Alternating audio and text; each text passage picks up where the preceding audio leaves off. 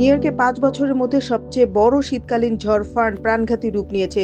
তীব্র শীত ও হিমাঙ্কের নিচে নেমে যাওয়া তাপমাত্রায় শনিবার 24 জানুয়ারি দুপুর পর্যন্ত শহরের রাস্তায় 3 জনকে মৃত অবস্থায় পাওয়া গেছে। সকালে ম্যানহাটনের 3rd এভিনিউতে 67 বছর বয়সী এক ব্যক্তিকে ফুটপাতে মৃত অবস্থায় পাওয়া যায়। এর প্রায় 2 ঘন্টা পর ব্রুকলিনে আরও 2 জনের মৃতদেহ উদ্ধার করা হয়, একজন 30ঊর্ধ্ব পুরুষ এবং একজন 60ঊর্ধ্ব নারী। এনবিসি নিউজ নিউ ইয়র্ক জানিয়েছে 3 জনই আবহাওয়া সংক্রান্ত পরিস্থিতির কারণে মারা গেছেন। এদিকে ভারী তুষারপাত ও ঝড়ো হাওয়ার কারণে নিউ ইয়র্ক অঙ্গরাজ্যে জরুরি অবস্থা ঘোষণা করা হয়েছে।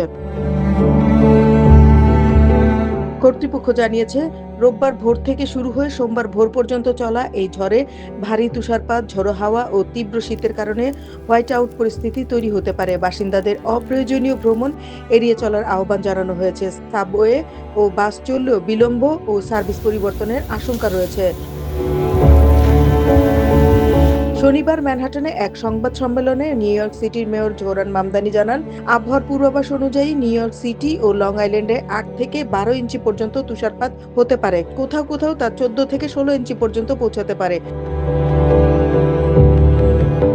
স্যানিটেশন বিভাগ জানিয়েছে মাটিতে প্রায় 2 ইঞ্চি তুষার জমে গেলে তুষার পরিষ্কার কার্যক্রম শুরু হবে। প্রায় 220 মাইল উন্মুক্ত রেল লাইনে বরফ অপসারণে বিশেষ ট্রেন প্রস্তুত রাখা হয়েছে। নাগরিকরা ফ্লো এনওআইসি ট্র্যাকার ব্যবহার করে রিয়েল টাইমে তুষার পরিষ্কারের অগ্রগতি দেখতে পারবেন।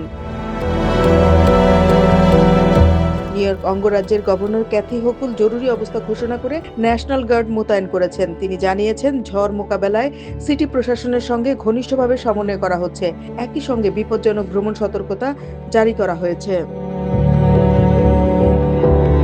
মেয়র মামদানি আরও জানান, ঝড়ের সঙ্গে দীর্ঘস্থায়ী তীব্র শীতও আসছে। আগামী সপ্তাহ জুড়ে এমন ঠান্ডা পড়বে যা গত 8 বছরে দেখা যায়নি। এই কারণে শহর জুড়ে কোল্ড ব্লু কার্যকর রয়েছে।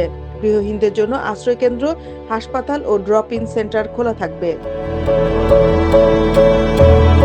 জরুরি সহায়তার জন্য 311 নম্বরে যোগাযোগ করতে বলা হয়েছে। পরিবহন ব্যবস্থায় প্রভাব পড়তে পারে। এমটিএ জানিয়েছে সাবওয়ে চলাচল বন্ধ না হলেও আউটডোর লাইনে বিলম্ব ও সার্ভিস পরিবর্তন হতে পারে।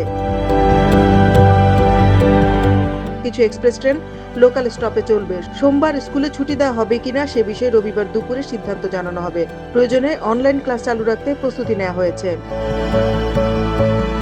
News desk, NY71, new York.